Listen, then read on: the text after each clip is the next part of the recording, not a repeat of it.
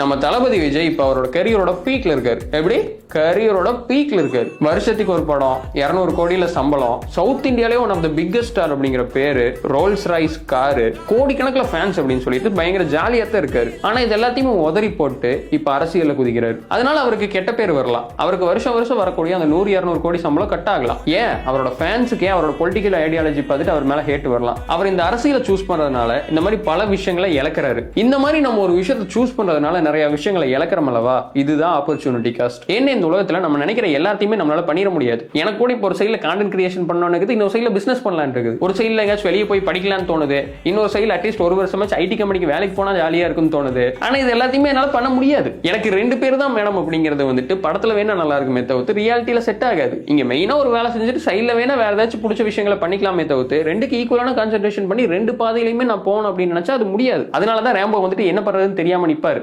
ஏன்னா கத்திஜாவை சூஸ் பண்ணா கண்மணி போயிருவா, கண்மணியை சூஸ் பண்ணா கத்திஜா போயிருவா. அவர் எதை இழக்கிறதுன்னு தெரியாம முழிச்சுக்கிட்டு தான் டூ டூ டூ டூ டூ டூன்னு பாட்டு பாடிட்டு இருந்தாரு. ப்ராப்பரான பாடி டிரான்ஸ்ஃபர்மேஷன்ல இருக்கிறவங்க ஒரு நாள் சீட் மீல் சாப்பிட்டாங்கன்னா அவங்களோட ஒரு வாரத்தோட ப்ராக்ரஸ் காணாம போயிடும். ஏன் எனக்கு தெரிஞ்ச ஒரு அண்ணன் கூட 50-60 ரூபாய் கொடுத்து ஒரு கோர்ஸை வாங்கிட்டு அதை விட்டுட்டு உட்காந்து நருட்டோவை பார்த்துட்டு இருந்தாரு. நருட்டோ அப்பவே முடிச்சிட்டாரு, பட் கோர்ஸ் இன்னமும் முடிக்கல. இந்த மாதிரி most of the instant gratification விஷயங்கள் வந்துட்டு நம்மளுக்கு இப்போதைக்கு சந்தோஷத்தை தந்தாலும் ஃபியூச்சர்ல நம்மளுக்கு மோசமா தான் போய் முடியும். இதை விட பெஸ்டான ஒரு எக்ஸாம்பிள் சொல்லணும் அப்படின்னா, இந்த பிட்காயின் கொடுத்த ஒருத்த பீட்சா வாங்கினாலவா அவனை சொல்லலாம். அப்போதைக்கு பீட்சா டேஸ்டா தான் இருந்திருக்கும், பட் அவன் ஒரு 4-5 வருஷம் கழிச்சு மில்லியனர் சான்ஸை வந்துட்டு அவன் மிஸ் பண்ணிட்டான். கண்டிப்பா இன்னைக்கு வரைக்கும் அதை நினைச்சு அவன் வருத்தப்பட்டு தான் இருப்பான். ஏன்னா அவனுக்கு கிடைச்ச விஷயத்துல இருந்து அவனுக்கு கிடைச்ச சந்தோஷத்தை விட அவன் இழந்த விஷயத்துல இருந்து அவனுக்கு கிடைச்ச சோகம் அதிகமா இருந்திருக்கும். சோ நீங்க ஏதாச்சும் ஒரு இம்பார்ட்டன்டான சாய்ஸ் எடுக்க போறீங்க அப்படின்னா அதுல இருந்து உங்களுக்கு என்ன கிடைக்குது அப்படிங்கறத பத்தி மட்டுமே யோசிக்காம அது மூலமா நீங்க என்ன இழக்கிறீங்க, என்ன நீங்க மிஸ் பண்றீங்க அப்படிங்கறத பத்தி யோசிங்க. அண்ட் ஒருவேளை நீங்க அந்த சாய்ஸஸ் எடுக்கிறது மூலமா உங்களுக்கு கிடைக்கிற விஷயத்தை விட நீங்க மிஸ் பண்ற விஷயங்கள் அதிகமா இருந்துச்சு அப்படின்னா நீங்க தப்பான சாய்ஸஸ் எடுக்கிறீங்கன்னு அர்த்தம்.